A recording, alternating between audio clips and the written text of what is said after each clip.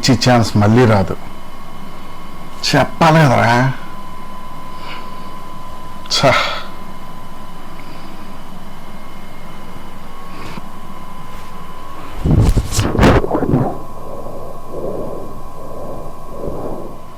ఏ బాబు లే, ఏ బాబు లే.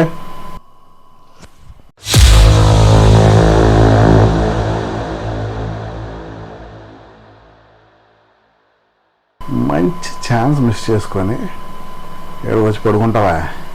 హే అవును, నేను ఎవరైతే నీకు ఏట్రా అడిగిన దానికి సమాధానం చెప్పు. అదే కదా నా ప్రాబ్లం. తనతో అంతసేపు మాట్లాడా, ఆ ఒక్క మాట మాత్రం చెప్పలేకపోయాను. అది ఎందుకని అడుగుతున్నా, ఏదో తెలియని భయం లోపల. దేనికో నో చెప్తుందేమో అని, చెప్తే ఉన్న ఫ్రెండ్షిప్ కూడా ఎక్కడ పోతుందో అని భయం. అది చెప్తేనే తెలుస్తుంది అనుకున్నా, కానీ తను లేకుండా ఉండలేను, తనతో మాట్లాడకుండా ఉండలేను, తను చూడకుండా ఉండలేను. సో నేను చెప్పి తను నో చెప్పి, and I'm not expecting this from you అంటే అస్సలు తట్టుకోలేను.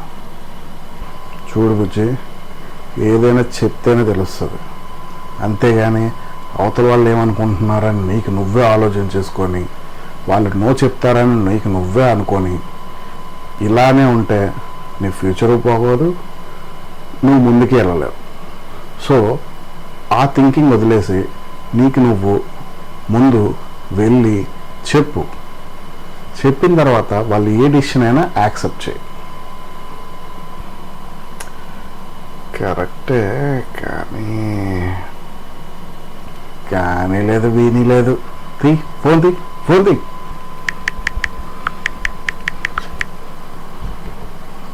ఇప్పుడు చూడు.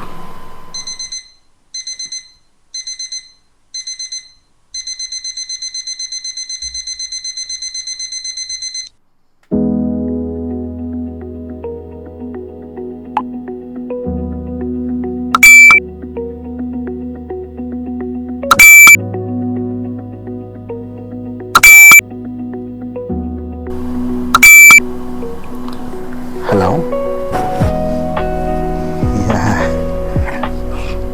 Love you to. ఎక్స్పెక్ట్ చేయలేదు అసలు.